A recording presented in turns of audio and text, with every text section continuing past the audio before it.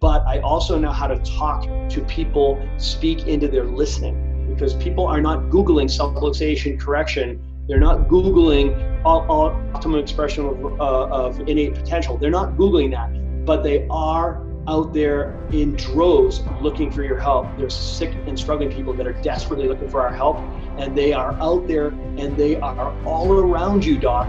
They have you surrounded. They're looking for you and looking for your help, and they're actively looking. You have to speak into their listening. You have to address the issues that they're looking for help with, and you've got to learn how to have the cause and effect.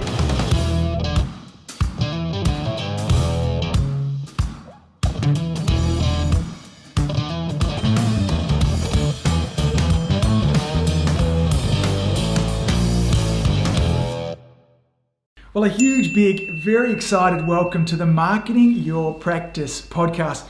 We just finished a fantastic conversation with the amazing Stephen Franson. We had two really important parts of this conversation.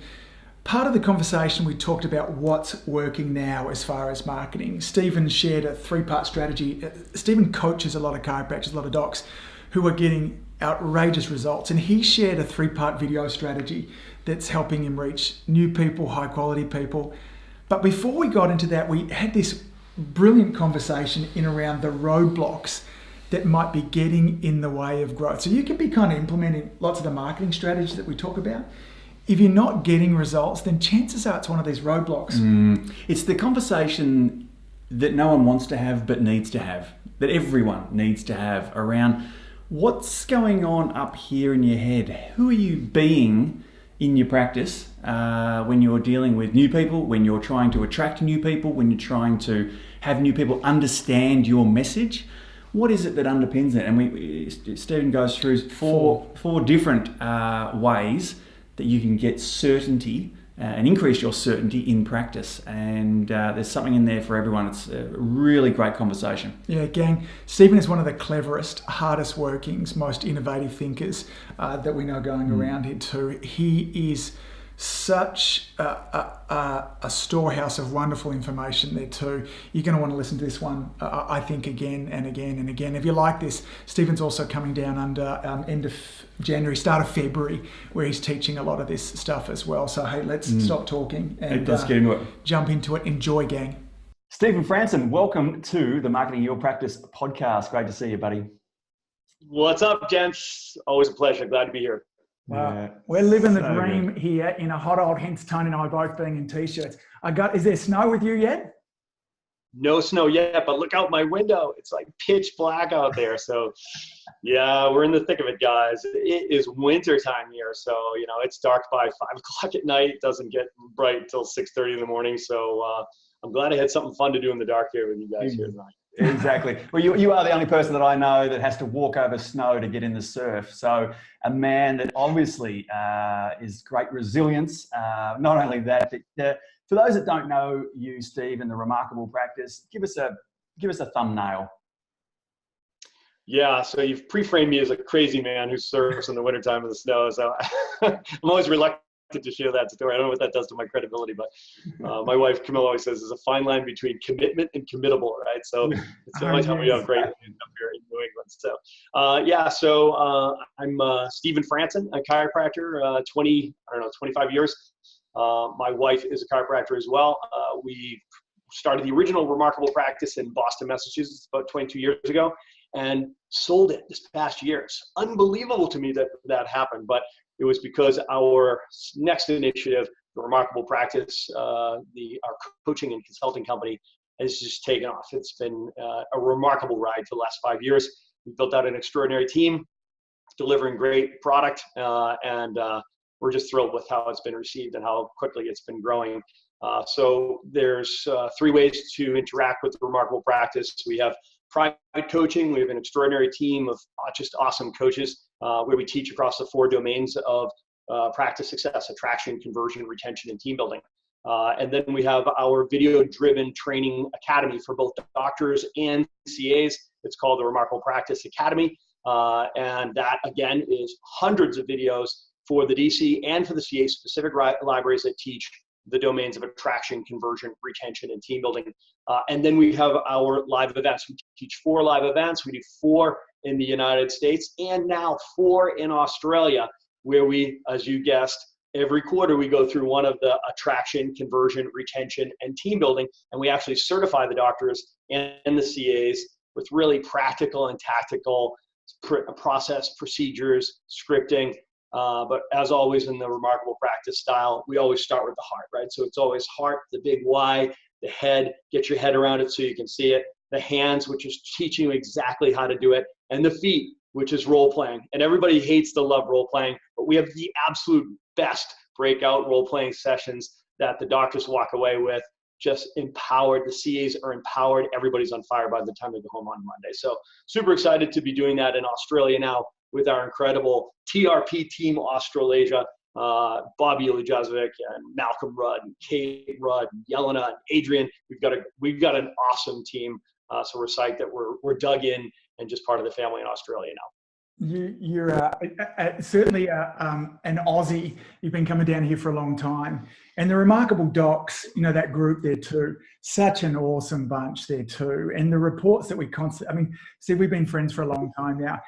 Nobody does systems and structure and those levels like you do as well. It's such brilliant content. And today we're going to have a conversation. I'm excited about this too because it's a bit that's kind of left out to the side. Let's start with this kind of relationship to certainty in practice and how that links with attraction. You kind of mentioned that a little bit beforehand. So many of the conversations Tony and I are having, people want to know, what do I do to get more patients? Give me the strategy. And we can give somebody a strategy, but if it's missing this thing we're going to talk about today, it's interesting just how the results differ as well. So what's certainty got to do with attraction? Yeah, and I'm glad you asked that because, my moniker is I'm the systems guy, right? So everybody wants me to just immediately jump into tactics, right? So systems, process, procedure, scripting, and I love all that. And that's what you do and how you do it and what you say.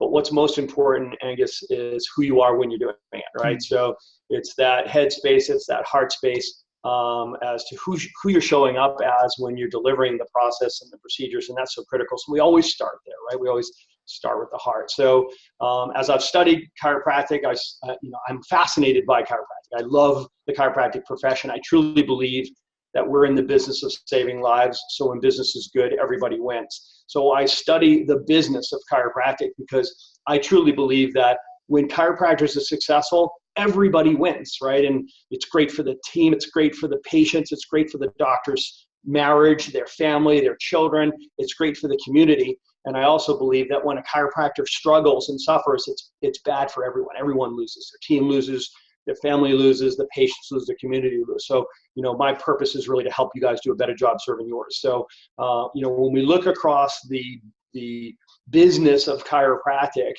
it essentially comes down to those 3 domains operationally of attraction, conversion, retention.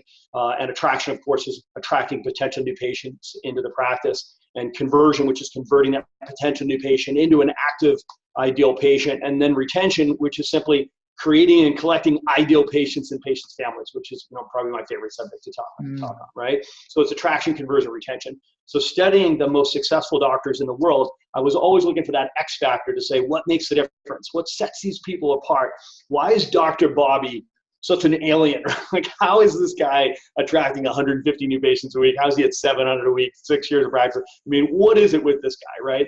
And I'm telling you, studying these bright lights in our profession, I couldn't find the one thing. I couldn't find the X factor. I found 3, right? So your attraction is a reflection of your certainty, and your conversion is a reflection of your conviction, and your retention is a reflection of your clarity, right? So it's certainty, conviction, and clarity. And I know you guys wanted to dig down a bit on certainty, right? Because, ultimately, this is like a superpower in our profession, right? So when you think about certainty, right? So as I study these standouts in the profession, I've identified 4 primary sources of certainty, because you got to put your hand around this sort of nebulous thing if you're going to try to develop it, right? So I'm always looking for a way to make it actionable for doctors, right? So how do you develop greater certainty, right? So I want to attract more people. I know that people are innately attracted to a leader with certainty. Okay, so we want to understand certainty more, that person that lacks doubt.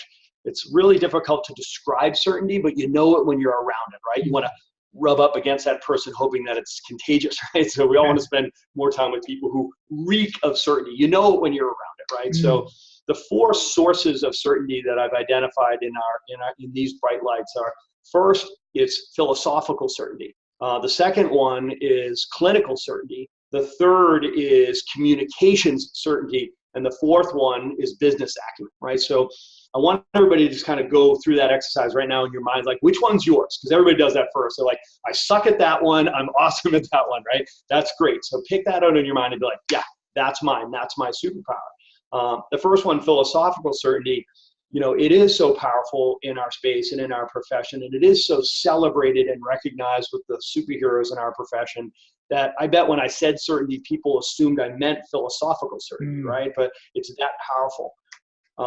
And we know that that's true because your entire practice could be a total shit circus, but if you have a great deal of certainty, you could still be successful, right? And we all know people like that in our lives, right? We've all seen it. The second one, yeah, we've all seen it, right? The second one is the clinical piece, the clinical certainty. And the clinical certainty is the one where it's the doctor that just loves the tough cases. They know that they know that they know. They just like, give me that spine and nervous system. Give me my x-rays, my hands. They're the technique gurus, right? They love their case management and they love the challenge of difficult cases. So you know that person in your life because if something went sideways with your family's health or your health, you jump on a plane and go and see this person, right? So that's the person that you know in your life that just reeks of that clinical certainty. And then this communications certainty, which is the person that can really tell the story, right? So they can tell the story in such a compelling way that people have to move. They have to take action, right? That's the person that gets you up out of your seats and makes you march, right? That's the person who knows that communications certainty is their source of certainty. And then finally, this business acumen. And business acumen is, of course, the person that feels the confidence of being able to start and plant businesses, like making something out of vapor, find a location, do a build out, hire a team, create your processes, market and advertise, right? And draw in new patients and build a business, right? So that's the business acumen, what I call the fourth leg in chiropractic. We were always taught it takes the art, science, and philosophy of chiropractic to be successful. Well, in the modern world, that's an incomplete story, right? It's the fourth leg is business acumen, which is why I so appreciate what you guys are doing here through this podcast. It's really doing a big part of building up people's certainty there. Thanks. Is there a hierarchy Yeah. of those, you know, when we look at those 4, or where do they fit That's in? a great question. Yes, they're all right on top. Okay, because ultimately, here's what I know. Everybody can pick their one, right? They're like, you know, for me, it's clinical. Like I'm a clinical guy, right? So just dyed in the wool gondroid, hardcore philosophical guy applying the Gonstead science. I'm a decent communicator and I've launched 5 businesses, right? So I have all 4 firing, but mine is clinical, right? So I think it's what bleeds over into everything else, right? So everybody should identify what their strength is. I'm sure you guys have already. I'm curious, what's yours, Angus? Yeah, I think communication, Steve, is where it began with me. So just that art of connecting heart to heart, body to body, leading somebody on that journey. That was the one that kind of stood out for me first. I would have picked that one for you. Okay, so not knowing a tremendous amount about the clinical side for you, but knowing everything else working with you, I would say that was when I would have. How about you, Tony? What is your superpower? I would have thought philosophical or communication. One of the hard to decipher those. Certainly not business acumen. That would have been my shortcut. Yeah. No surprise at all. So on that, do we train our strengths or weaknesses? What do we want to bring up? That's a great question. So we're going to take a dual probed approach to this, right? Because ultimately, here's what I know: your success will be limited by your weakest pillar. Yeah.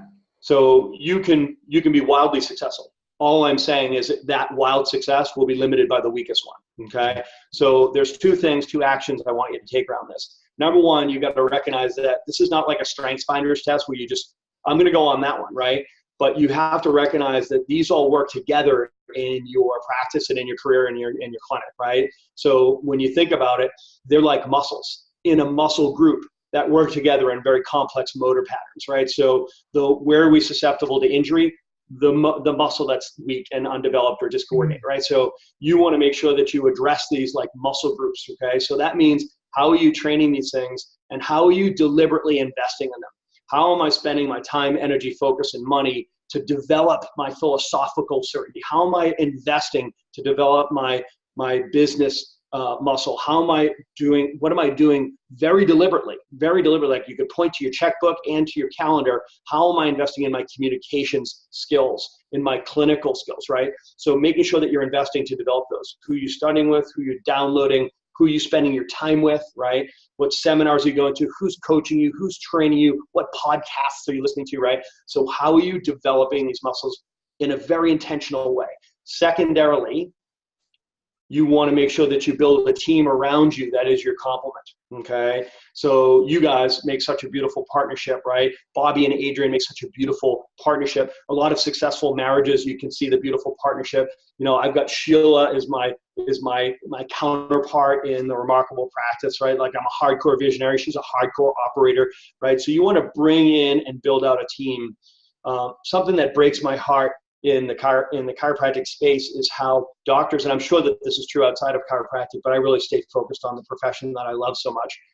The doctors have been taught and told for generations that in order to be a successful chiropractor, you have to be awesome at everything.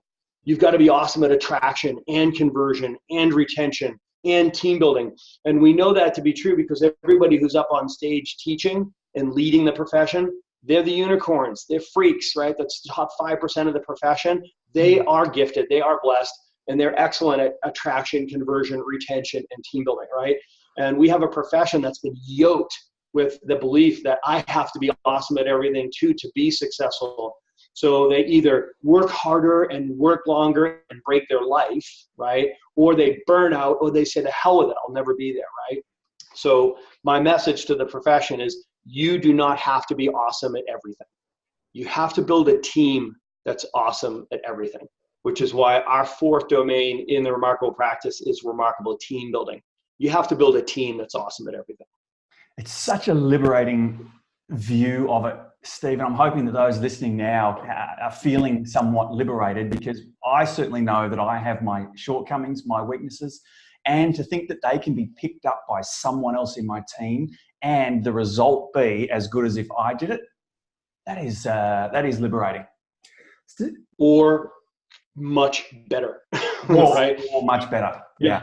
When it comes to team building, that's true for all of us, right? So I love the expression that a leader's strength will become the organization's weakness, right? So, you know, we have to operate with eyes wide open and be really deliberate in this. So Tony, this comes down to like knowing yourself and knowing what your organization at its next level, where your organization is going, what is going to be needed and where are the gaps. And you need to hire those people, and you need to train and equip those and develop those people and invest in your team. If I've changed at all, if I've evolved at all in the last 4 or 5 years, I can tell you the glaring domain for me to change is team building. We were always good at it. Like, we were fortunate enough that, like, I think innately we knew to build teams, our awesome associate program, great CAs, but the profession is really struggling here. So, you know, the best work that we've done in the last 3 years has been in our team building end of things. This is a blind spot for the profession. And what have been some of the biggest learnings? When you talk about the blind spots, what were some of your blind spots that, you know, took you from where you were with your team building into where you are now? Probably the biggest and most obvious one was, I'm a recovering control freak, right? So I just want to do everything myself, right? So to make it worse, I'm a perfectionist. So now I'm a control freak perfectionist, and I'm also a Clydesdale, which means I will work until the sun goes down and I'm happy to do it. Just give it to me, right? So now I had my in Australia, Steve. Around. It's called a wanker. Say again? Yeah, exactly. This is like confessions of a recovering control freak, right? Because it brought me to a certain level of success, and everybody from the outside was like, "Oh yeah, you're kicking ass." It's like, no, it's kicking my ass, because I didn't own a business at all. I owned a job, right? And the reality is the job owned me, and you know, I was breaking down and burning out, and I lost my passion and my vision for what I'd set out to do in the first place. And, you know, I like to say my dirty little secret was I didn't even want to build a practice anymore. because it would have just meant more work, more time, more burnout. And then I had my cathartic breakthrough, and I said, you know what? My vision's bigger than that. My purpose is bigger than that, and I need to figure this out. And that was for me was when I let go of all of that, this cathartic experience of letting go of all of that and becoming just a master systems builder and a master team builder and a master delegator and a master trainer. And once I made that switch, everything went vertical, and I'll never go back. And that's why our tagline in the Remarkable Practice is it's about having a remarkable practice as part of a remarkable life, not instead of one. Yeah, it's so many of us, and I'm listening here to my kind of self, wanting to, because I think I have some levels of control freak inside of me also, of that fear of wanting to give that up as well. So with what helps people let go with that too? I mean, you've coached a lot of people with it. Is it just you got to experience enough pain before you're prepared to let go? Where do you start with your hire? Who's the first person? Where does someone start with letting go? Yeah, I mean, I only teach from pain and scar tissue myself. So, people are looking for someone who had it all figured out from the beginning. I'm like, I'm not your guy. Yeah. I'm like, I had to break it down, right? So I'm sensitive to the struggles that come out of this, right? The symptoms of it. The doctor's marriage is breaking down. They don't know their children. They're not taking vacations. They've lost their desire to stay fit, or their health, or financially broken, or distracted. I mean, it's like literally, it's just it's all over them. And for me, I'm like, I know as a profession, we can do better than that. So everything we're doing now is trying to help these doctors get their hands around that, and become the CEOs of their practice. Ultimately, it's you don't have a job. You're leading an organization. So you have to find the doctor in pain, because at the end of the day, everyone comes out in that 0 to 200, 200 a week, and they're just going and growing, and they're like, wow, this is great. I can do it on my own. I can do everything, and my hands on everything, and everything's perfect, and I'm going, and I'm starting to make money. I'm paying my bills. And look at me, I'm off to the races. And that works for a while, and everybody has a little bit of a different bandwidth and capacity, but eventually they get on the other side of that, Angus, and by the time they figure it out, they're usually trapped. Right? They're trapped because they have created this culture and this environment where they have to be in there bench pressing that place all the time. So, when you find that person and they've come to that realization, and you can ask them a few pretty provocative questions right out of the gate, that's when they put their heads down and say, yeah, I need to fix this because it's unsustainable. It's so interesting, because so many of us, you have a conversation, go, Steve, Tony, why did you become a chiropractor? It's so rare for someone to say, because I wanted to run a business. There are different ways of I want to help people. And I didn't have the realization, a slow learner, well into it, that a part of this was me actually running a business as well. And I'm like, I've got zero skill sets other than what I've made up along the way to just kind of pull all of this with me, and realizing that when I stop, it stops. And that idea too, Steve, of I have a job, not a business there too, is exhausting. You know what? It was one of the things that played a role in my marriage breaking down, all those kind of things. There are other things there as well.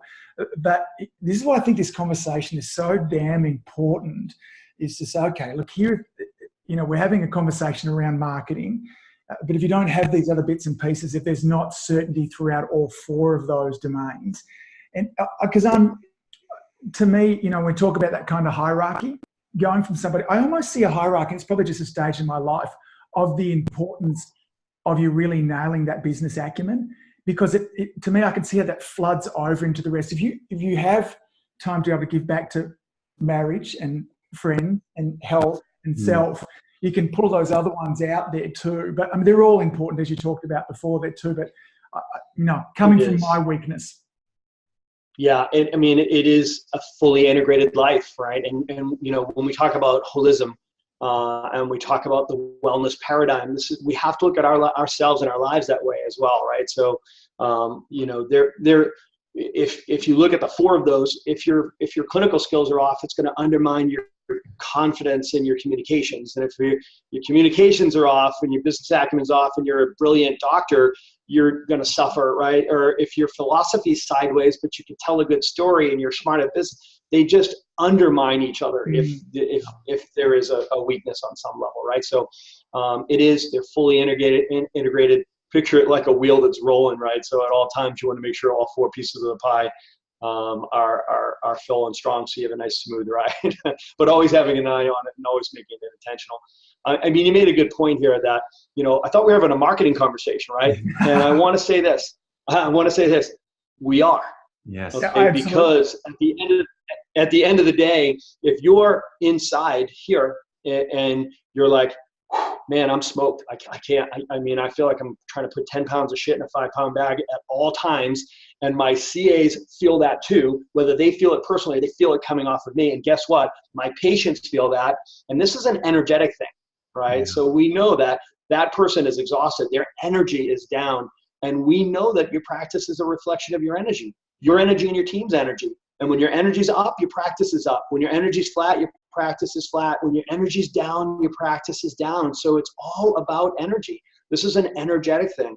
So we can't just say, hey, let me share with you some nifty tactics for marketing. Come on. What is that going to do? You can give the 5 exact same assets or campaigns or ideas or scripts or systems to 5 different docs. You tell me where they are here. You tell me where they are here. Okay. And I can predict what kind of outcomes they're going to get. So, I appreciate, I think this is a privilege to be able to share this information in this context. It's like, at the end of the day, it's who you are when you show up to market, it's who you are when you show up for that outside talk, for that dinner talk, when you lean into that patient table side and ask them, who do you know? And for a referral, when you're asking people to bring their children in to get checked, when you are out in the street shaking hands and meeting people and networking and you're in a social area, or when your team is, it's the energy of that practice that is either going to be magnetic or deflective, right? So at the end of the day, this is probably the most important marketing conversation we could have. Yeah, marketing is a great magnifier, and it'll magnify whatever's going on in the practice. Where there are, things where you're going to trip over, you'll trip over them faster. And if things are great inside the practice, expect them to be better. If things are humming along, you're having a great time, you're serving people, and we give you another 20 per week or 50 per week to serve, things get great. And there'll be steps up where there'll be new hurdles and stuff again there too. But, this is not about just massively dropping a whole bunch of new patients on somebody, because that in itself can cause a massive problem. Yeah, absolutely. Steve, there's one thing one quote that I've always loved from you, which I've been shouting from the rooftops for years now, which is that, I can't remember the word you used, but I was lucky to be at the attraction immersion last month, which is it mantra, or the overarching concept or vision that you have that drives absolutely everything that you do in your practice, which is the fact that people and families are healthier and safer inside your practice than those that aren't inside your practice. Can you talk to that? Yeah, absolutely. So that's our premise, right? So your premise is your core underlying belief, right? So that's the underpinning. So everybody talks, as they should, about core values, right? So it starts with core values, and then it's vision story, which is, what does success look like to you, right? So then there's purpose, which is, why must that exist? Why must you create that better tomorrow? And then there's mission, which is, how are you going to serve your purpose and manifest that vision? But the one that everybody seems to leave out of it is the premise, right? And the premise, we probably borrow the premise from the green books, etc. But ultimately, when it comes to like all of these others, this should be your own language anyway, right? So vision, mission, purpose, that should all be your own language, so it means something to you. So what's your premise? And the premise is that core underlying belief system that validates all of the above, right? So it's the underpinning, right? The girders, the infrastructure that should drive everything about your practice, right? So it should drive your process, your procedures, your scripting, your policies, your payment plans, your patient education, your marketing, your branding. Like, everything should be driven by your premise, right? And your practice should reek of that, right? So our premise is that the families that are in our practice are healthier and safer than the families that are not in our practice, period. And that underpinning for our practice drove and shaped everything about our the original Remarkable Practice. So again, my point here, folks, and you're listening to this, I want you to get that if Steve's putting together a training program for his team, or if he's putting together a marketing campaign or an advertisement on Facebook, the underpinning reason why he's doing that is that belief and that knowledge that the families inside his practice are safer and healthier than those that aren't. So why wouldn't he put the message out there? Why wouldn't you make a video and get your message out there? Why wouldn't you put yourself on the line to put a stake in the ground to say, this is what we stand for? So I really want to ram home that message. I think it's massively powerful. Yeah, and it, like your core values, like your vision story, and we could talk for an hour on every one of these, right? So they are tools. They're not placards. It's not a piece of paper you print out and put in a frame and put on the wall, right? So this is a forearm tattoo, right? This is something that you should look at and literally be energized by it. You should feel your skin crawl, and you're just like, when somebody comes in the room and says, what do you think? Should we do that outside talk? So the practice, it's like 30 minutes away from the practice, and it's like, I'm sorry, what does the wall say right there? The families in our practice are healthier and safer. So what was your question? It's like, should we do that video series? Should we do the advanced workshop? Should we put the body signals in place in our practice? Should we do this spinal screening? Should we fight this fight? Should we do this battle? Should we show up early and huddle? Should we train as a team? Right? It's like all these questions that come up and challenge us. If you don't stand on the granite of a premise that drives you forward and your team forward, you got some homework to do. You got to get there. I'm not telling you that has to be your premise, but I'm absolutely telling you have to have one. It's interesting because it's that North Star that not only, because my contention is, not only does that make great business sense there too. I'm kind of reworking through some of Viktor Frankl's stuff at the moment, Man's Search for Meaning, and he developed this concept of logotherapy. And what he was finding is the hospital that he was working on, I meant to tell you about this too, some of the highest suicide rates that there is going around. One of the key things that he was able to do to turn these suicides around is get people to stop and think about why they were important in other people's lives, what role they had, what meaning they had, whether it was just, when I keep my garden clean from there too, it makes a difference to the people that go by. And by bringing up one of these, as part of 3 things that he did, but having them have their life have meaning beyond themselves there too, virtually eradicated from the highest suicide levels. They disappeared. So this, I come back to again, not only is it great business sense, it makes for a very fulfilling life when we live beyond ourselves as well. And, Steve, for a guy who says that his superpower is in the technical, he's also such a beautiful and inspiring communicator. And, I'm sure Steve would be fine with us borrowing from that concept too. Did it take you time to come up with that, Steve, or was that a bit of magic that kind of popped into you? Or, if I'm wanting to develop that North Star for my practice, for my life, how do we go about that? Yeah, I've had 2 first drafts in my life that just took off. One of them was our logo for our practice. I literally drew it with my red skin marking pencil in my adjustatorium for my patient, who was an art director who was giving me shit about the fact that I had stock imaging in my logo in like the end of my first year of practice. And I literally took the face paper and I said, I just need something like this. We want to take care of families. So I drew our logo. And if you've ever seen it, it's just this kooky stick figures, but it turned out to be the logo that we had forever. It's a man, a woman, a little boy and a little girl with a sun over the top.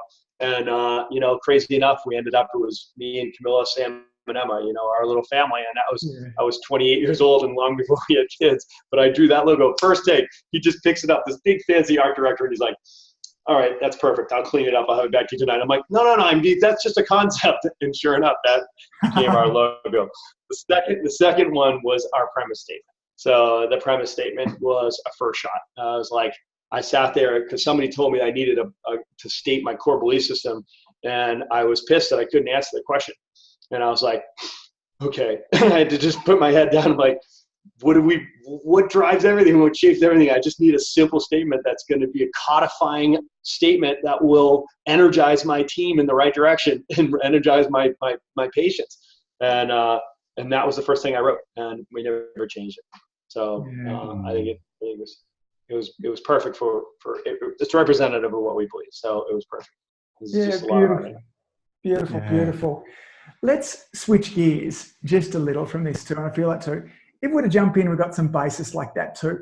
For the other parts of our brains, let's go through what's working now. You know, if we've got some of these foundations laid down, we're feeling great about our certainty. And I want to get some newies because this is a marketing podcast. What are you seeing is working now with your strategies, with the docs that you're coaching, reaching out into their communities? What's working?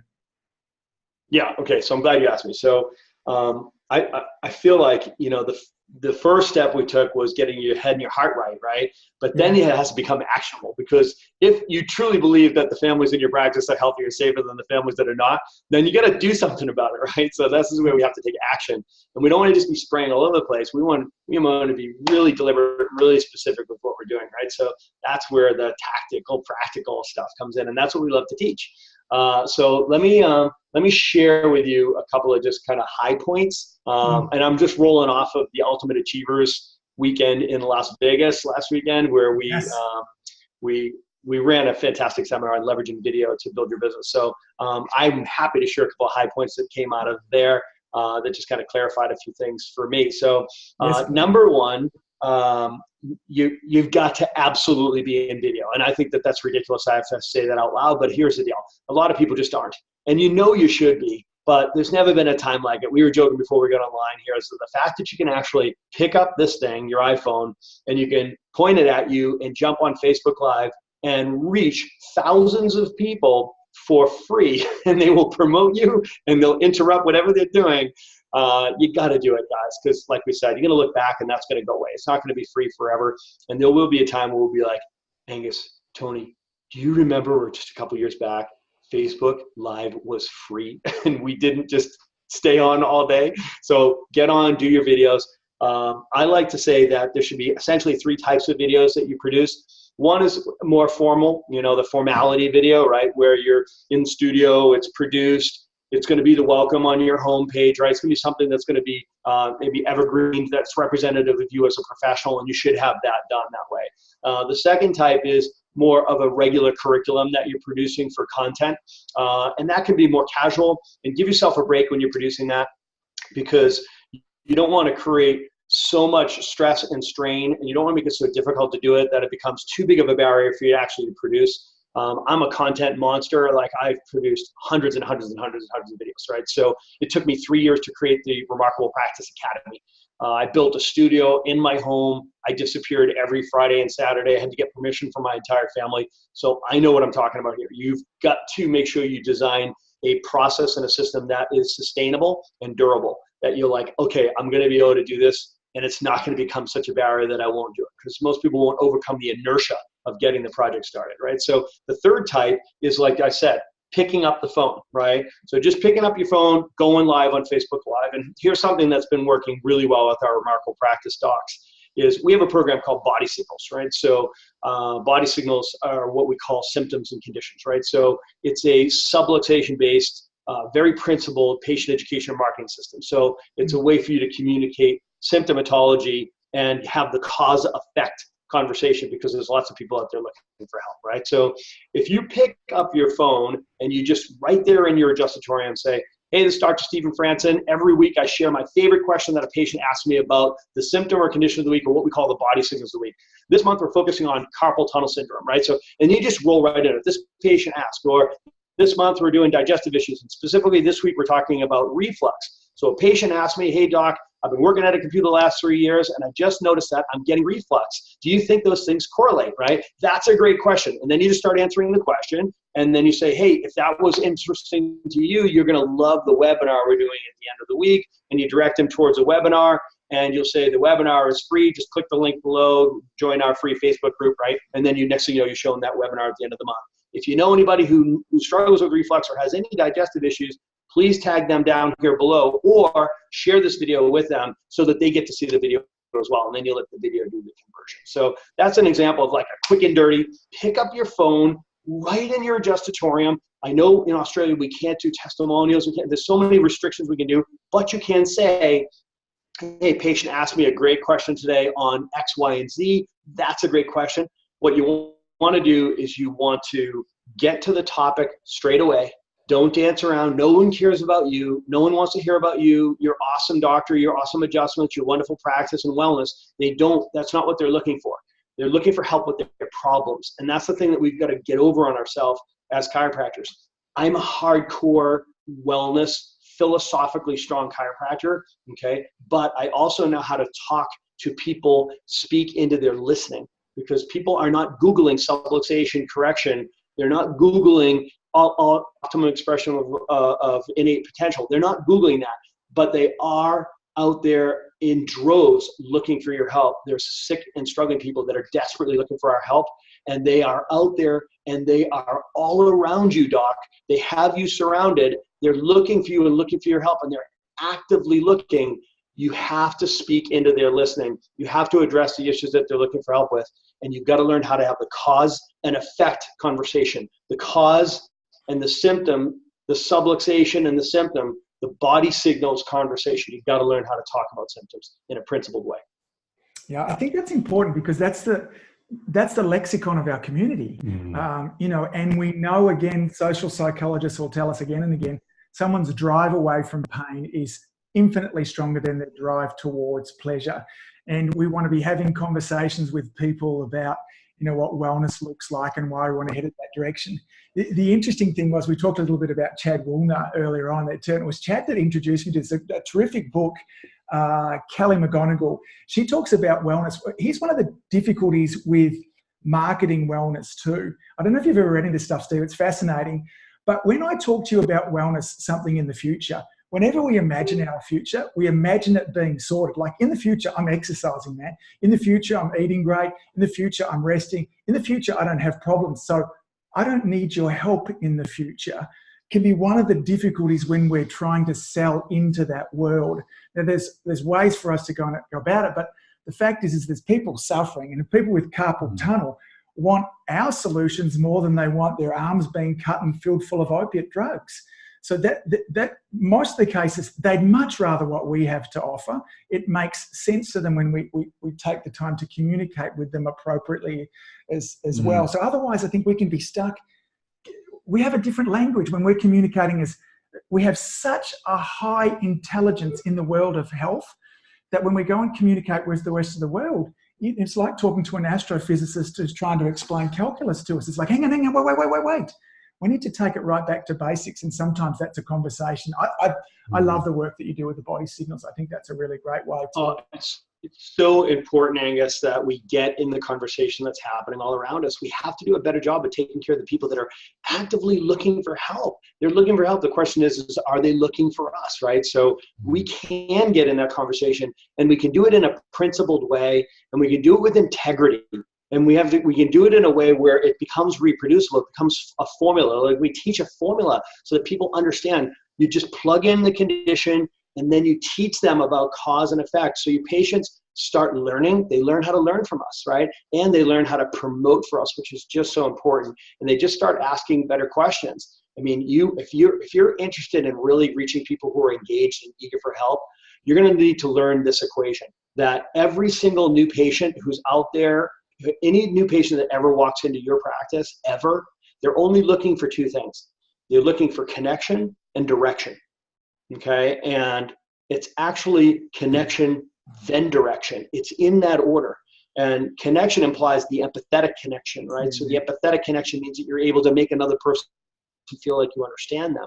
Yeah. Once you make another person feel like you get them and you understand them and their story, why they're there, what they think their problem is, how it's affecting their life, what they're trying to accomplish, that's their story, right? Once you get their story, their brain changes, and all of a sudden they become available to you. And when somebody becomes available to you, you can see it when it happens, right? There's literally a shift. Their brain changes, they become available to you, and now they're looking for direction. They want to know from you, are you the person? Can you help me? Are you my doctor? What do I need to do next? And your solution, your recommendations for care are going to sound like solving, and they're going to hear them like solving, and they're going to love it, and they're going to engage, and they're going to take action, they're going to move forward. Now, here's the key to this. If we are not in the conversation that's happening, if we are not talking to them about what they care about, if we do not do a good job making this connection, this empathetic connection, and we leapfrog over that connection with the person, we skip that, and they don't feel like we understood them and they've been heard, and we are principled chiros, and we run right into the solution because we're solvers and we're fixers and we want to help people with the best intention. We run right into our direction, and that feels like selling because they're not available yet. They do not feel like they've been heard. So this is a massive, massive issue because attraction is actually just a series of conversions, right? So you're converting somebody from an outside talk or from an ad or from a spinal screening or even from a referral situation. So conversion is emotional. You got to make sure that you make that connection and then give them the direction. That's exactly what we're going to be teaching at the conversion immersion in Brisbane coming up here first weekend in February. So let's talk a little bit about that because we're going to definitely have to have a round two of this. But you're due back down in Australia in February, so we're not quite sure when this will be released, but certainly it'll be before that. But back down here again, we'll see if you can get you in the water and have more sharks going at you, because that's happened here before. You've had broken noses down. I was just in Maroubra when I was in Sydney, and like the next week, I guess somebody got grabbed in Maroubra 2 weeks ago. That's how I was surfing with the Bra Boys. That's right. Sorry. You got a concussion last time you were out with us. Yeah, you got the surfboard in the face last time. You were here all the time before as well. So never boring, Tony. Never boring. So we're coming down, and I'm not coming alone. I'm bringing the boys with me. So I've got Dr. Mark Mao with me as a team building expert. I've got Dr. Alan Miner, my partner in Chiro Matchmakers, as an associate doctor expert. I've got Dr. Sebastian Bonin. If you don't know Sebastian, if you didn't see him at CalGem, he is a mindset expert. He's just all heart. He's just phenomenal and a great surfer. So all four of us are pouring into town. We'll be in Sydney the last week of January. And then we're going to road trip it up to Brisbane for the first weekend in February. I think it's the 1st and 2nd, right? That's Friday afternoon and all day Saturday for our remarkable conversion immersion. So we're going to be studying that day 1, day 2, day 3 process, how to start strong with those new patients, how to begin with the end in mind, as the end is, of course, trying to move as many families as possible into wellness care. So if you want to work on your conversion, don't leave your team at home. If this podcast resonated with you, it's just going to be more of that, man. We're going to go deep, and we're going to get really practical and tactical. We'll teach you the exact systems we use to get this done gracefully. Yeah, imagine if you loved this last 45 minutes, can you imagine kind of 8 to 10 hours with Steve going through this too? And I got, again, just an unsolicited testimonial from me, Steve. You so many people who share information like you do, and I have that kind of inverted commas there too, don't have the back end that you have. There's such wonderful follow through and depth in the information that you share. You know what? I admire the hours that it's taken to put that together there too. I'm a huge fan. I'm such a strong supporter. Both Tony and I, ADIO Media, are as well. We're looking forward to you coming down under there as well. Where would somebody go to find out about that? So if they are an Aussie doc, or if they want to kind of travel here to find that, where's the best spot for them to get some information and register for that? They can check us out on Facebook on The Remarkable Practice, and you can also go to theremarkablepractice.com, and it's probably / team building. I don't know. We'll put a link down in the show notes for you, Steve. Let's take that. If you go to Remarkable Practice, click on events, and you'll see it'll be right there for the Brisbane event. So, and I'm sure we'll get a link in here somewhere. We'll make it easy. We'll put a link in the show notes down beneath the video and audio, so people can check it out and register for that event coming up February 1 and 2 it's in Brisbane. Brisbane, Australia. So, thanks, Steve. Any parting thoughts, mate? What's on your tip of your tongue? Yeah, I mean, I hope you guys can listen to the part again about being very mindful of who you are when you show up to do all these things, right? So just start with the heart. It's heart, head, hands, feet, and Kairos. God bless us. Everybody's got a great heart, right? Everybody's on purpose, and they just want to give love and serve, but they want to dive right into the hands and feet piece, right? So they just want to show me how to do it, and that's great. just make sure that whether you're training yourself or you're training with your team, always start with the heart. Get your heart right so that you can remember the bigness of what you're doing. And hopefully you've landed on a premise that inspires you to do your best work for every human being that God trusts you with that comes into that practice. Anybody who have your hands on in that moment, just take a breath, be present, and remember that every family in your practice is healthier and safer than the families that are not in your practice. So thanks, guys. Thanks so much for inviting me on board. Can't be said any better than that, Steve. We love you, buddy. Thank you so much. Look forward to seeing you down here in Oz in February as well. Safe travels, bud. The adiomedia.com/podcast. You'll get all the links and stuff that we've talked about as well. And just get on, Steve, and become a part of it. So become a part of it, and jump over to iTunes, give us a subscribe, give us a 5-star rating. We'd love that as well. And we'll be producing a lot more great content for you in the weeks to come. So, Stephen Franson, adios. See you, buddy. Thanks, my friends.